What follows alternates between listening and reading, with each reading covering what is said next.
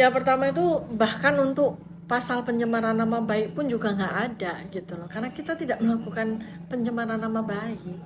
Ini kan kita sedang melakukan penelitian ya bertahun-tahun dalam bentuk ongoing research terhadap dokumen yang digunakan oleh seseorang dan itu adalah dokumen publik dijaga oleh Undang-Undang Keterbukaan Informasi Publik.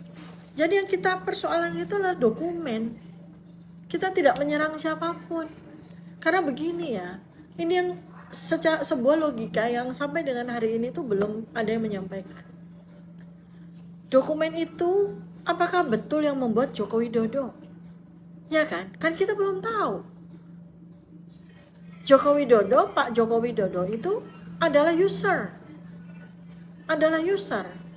Kalau kita bicara ijazah Joko Widodo, ijazah ini palsu atau asli, dan kemudian secara penelitian maupun secara hukum kemudian terbukti bahwa ijazah itu palsu, kan yang salah yang membuat, ya kan? Pertama kali yang salah itu kan yang membuat, dan yang patut kita cari bersama-sama, baik kita semua rakyat Indonesia, RRT siapapun juga, termasuk Pak Joko Widodo sendiri, itu yang dicari kita sama-sama adalah pembuatnya dan kemudian siapa yang menggunakannya. Nah, Pak Joko Widodo sebagai user, apakah betul dia sendiri yang kemudian menggunakan dokumen yang kita sebut sebagai palsu 99,9% itu? Apakah ada pihak lain yang menggunakan dokumen itu? Kan ini sesuatu yang belum pernah dibicarakan sama sekali. Jadi siapa yang punya mens rea di sini gitu? Ya, kalau di dalam KUHP baru 2026 nggak ada lagi mens rea ya. Tapi kita bicara saja dulu ya, niat melakukan sebuah perbuatan. Kalau dalam konteks pidana ya niat untuk melakukan perbuatan jahat gitu ya. Ini siapa ini? Kan belum jelas. Nah, mengapa Pak Joko Widodo belum apa-apa sudah merasa seperti disudutkan dan segala macam? Kan kita lagi bicara tentang sebuah dokumen. Publik sedang mempertanyakan sebuah dokumen, bukan mempertanyakan siapa yang memasukkan. Belum sampai di tahap itu. Dan tidak ada satu pihak pun yang menuduh bahwa Pak Jokowi yang melakukan pemalsuan dokumen, tidak. Coba ditarik secara retrospektif ya, dari sejak mulai pertama 2013 bahkan. Ya, 2013 bahkan. Ketika publik sudah mulai curiga. Publik sudah mulai mempertanyakan kenapa dari kata-kata yang disampaikan Pak Joko Widodo sendiri di sebuah acara seminar di Universitas Islam Indonesia Yogyakarta tahun 2013, di mana ketika ditanya beliau mengatakan IPK saya di bawah 2, bukan IP ya, IPK saya di bawah 2. Prof Mahfud bilang IPK saya 3,8. Ya, Profesor Syafi'i Ma'arif juga mengatakan hal yang sama. Nah, beliau Pak Joko Widodo waktu jadi gubernur Jakarta mengatakan IPK saya di bawah 2. Lah kalau IPK di bawah 2 ya nggak mungkin jadi sarjana. Kan itu asal muasalnya udah kami tulis juga ya di buku Jokowi's White Paper gitu. Jadi ini siapa yang memulainya? Nah, dari situlah kemudian terbangun perasaan curiosity ya. Curiosity itu adalah sebuah kecurigaan saintifik ya, kecurigaan ilmiah oleh sebagian dari warga negara Indonesia. Salah satunya adalah Pak Bambang Tri. Maka beliau sebagai seorang jurnalis periset ya, maka beliau kemudian mulai melakukan penelitiannya berbasis metodologi jurnalisme untuk dokumen yang disebut sebagai ijazah dari Joko Widodo. Ternyata menemukan banyak sekali kejanggalan-kejanggalan. Nah, kami belakangan ya, saya sendiri mulai tahun 2022 itu juga tersulut oleh penjelasan pernyataan pers yang disampaikan oleh rektor UGM. Rektor UGM yang sangat memahami scientific base, sangat memahami evidence base ya, karena beliau seorang dokter, kan sangat memahami bahwa segala sesuatu itu harus ada basis bukti ilmiah. Tetapi mengapa menyatakan sebuah dokumen ilmiah dalam bentuk ijazah malah dalam bentuk narasi tanpa memberikan data ataupun bukti sama sekali? Disitulah curiosity saya, kecurigaan berbasis ilmiah saya itu muncul, dan disitulah kemudian saya lalu melakukan penelitian dan disusul kemudian, atau mungkin malah lebih dulu, Mas Roy Suryo, lalu kemudian Bang Rizwan Syanipar dan peneliti-peneliti yang lain yang sekarang belum keluar ya, tapi sudah ada beberapa penelitian sudah keluar.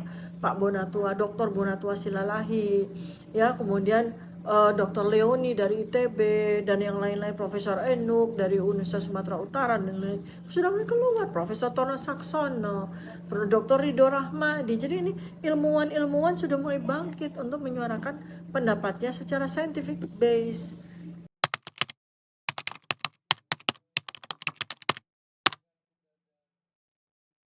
Iya, sebetulnya 709 dokumen itu pastikan mereka juga punya pertimbangan kan. Kenapa tidak 600 dokumen? Kenapa tidak 1200 dokumen ya? Mereka sudah melakukan upaya untuk mengambil sebanyak mungkin ya dokumen-dokumen yang terkait dengan peristiwa riwayat pendidikan dari seseorang yang bernama Joko Widodo, dan mereka merasa itu sudah cukup atau memang hanya itulah yang bisa mereka sita ya dari UGM maupun dari tempat yang lain gitu. Nah, bagi kami 709 lebih dari cukup sesungguhnya. Sebab kalau berdasarkan dari dokumen yang dipresentasikan oleh Bareskrim yang saya hitung ya, ini bisa keliru, bisa kurang atau bisa lebih, tidak lebih ya, tetapi bisa lebih ya, tapi nggak kurang.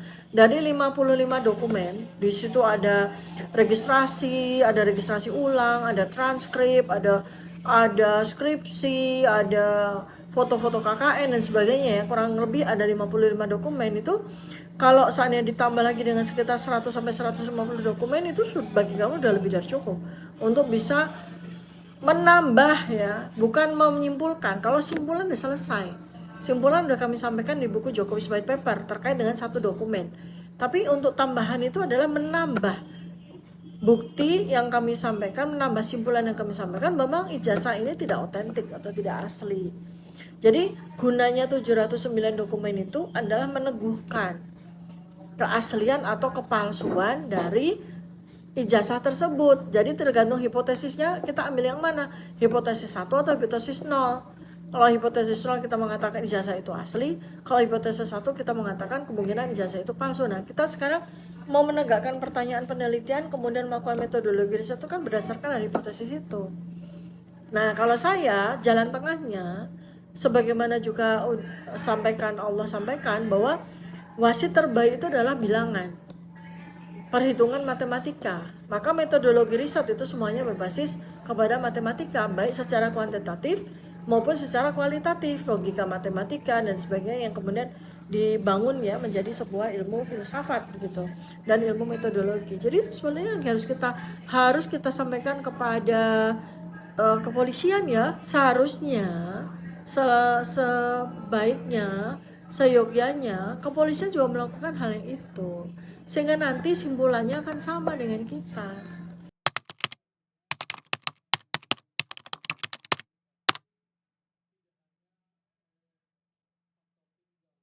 Jadi ya kalau di dalam kaidah metodologi riset ya, saya menggunakan metodologi riset baku di ilmu kedokteran ya, namanya epidemiologi ya. Kita tuh epidemiologi ya. Jadi kita tuh menggunakan yang namanya PICO. PICO itu PICO. Jadi P itu bisa problem ya, ini dalam konteks ini adalah problem kan. Ijazah, problemnya adalah ijazah. Ijazah ini apakah asli atau palsu kan gitu. Lalu I atau I itu bisa indikator, bisa indeks ya, seperti itu. Kemudian indikator keaslian atau kepalsuan itu apa? Tergantung hipotesisnya kan, mau kita hipotesis 1 atau hipotesis 0.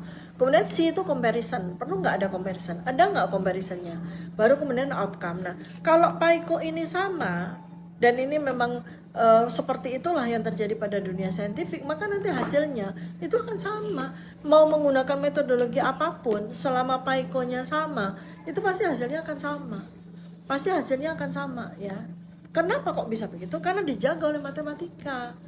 Matematika itu bilangan, itu bukan selalu matematika 1, 2, 3, 4, bukan ya. Jadi metodologi riset itu semuanya berbasis kuantitatif, itulah matematika.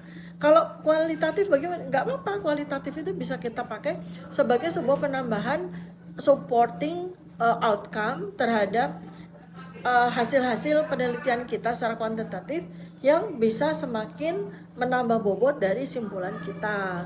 Seperti itu. Jadi itu ya PICO nih, kata kuncinya adalah PICO. Jadi metodologi yang dilakukan oleh kepolisian apa? PICO-nya seperti apa? Nah, Metodologi yang dilakukan oleh RRT apa? Yang dilakukan Dr. Tifa apa? PAIKO-nya sama. Kalau kita bicara pada PAIKO yang sama, hasilnya akan sama. Nah, lain halnya kalau PAIKO-nya ternyata beda. Nah, kemudian berikutnya lagi adalah hipotesis yang kita tegakkan di awal. Hipotesis kita itu mau ijazah Jokowi palsu atau ijazah Jokowi asli. Nah, itu nanti akan menuntut kepada metodologi yang akan kita gunakan. Basis-basis data yang akan kita gunakan, variabel-variabel yang nanti akan kita uji. Gitu. Maka kalau yang satu bilang hipotesis saya 0, ijazah Jokowi palsu, maka yang di sini juga hipotesis yang diambil 0. Tapi kalau kita bicara hipotesis satu yang kita ambil ijazah Jokowi asli, apakah benar ijazah Jokowi asli, maka di sini maka metodologinya nanti akan ketemu. Itulah scientific. Dan dengan cara seperti itulah maka sains yang benar itu satu bisa direpetisi, ya, dua bisa digeneralisasi dan menghasilkan simpulan yang sama. Tampaknya ini terakhir, tampaknya kok ini ya, semakin banyak dokumen yang dibuka, semakin banyak dokumen yang diuji, hasilnya menuju kepada 0 bukan menuju 1. Sebab begini, sebenarnya sederhana ya, kalau sebuah kebenaran itu nggak perlu diukur banyak hal. Kebenaran itu sangat simpel, ya. Tetapi kebohongan atau kepalsuan, ya, atau ketidakbenaran itu didukung oleh banyak hal yang sama-sama bohongnya gitu loh. Nah, inilah yang terjadi, drama yang terjadi itu kan itu begitu. Semakin tidak mau menunjukkan mensimplifikasi ini loh ijazah saya. Iya. Mensimplifikasi ini benar loh saya D3 atau S1. Kan selesai. Semakin itu disembunyikan variabel itu maka menunjuk pada 0. Iya, ini variabel perilaku akhirnya. Kan sederhananya nih, kalau memang ini ijazahnya beliau, ya beliau yang ini ijazah saya. Kenapa harus menggunakan tangan orang lain? Harus menggunakan tangan si Dian Sandi, harus menggunakan tangan Polda Metro Jaya. Kenapa? Sebelum diserahkan di tanggal 23 Juli 2025, kenapa nggak deklarasi ini ijazah saya, ijazah asli saya, S1 Fakultas Kedokteran UGM, saya serahkan kepada polisi, kan tidak. Nah, ada apa itu? Kan itu tanda tanya besar.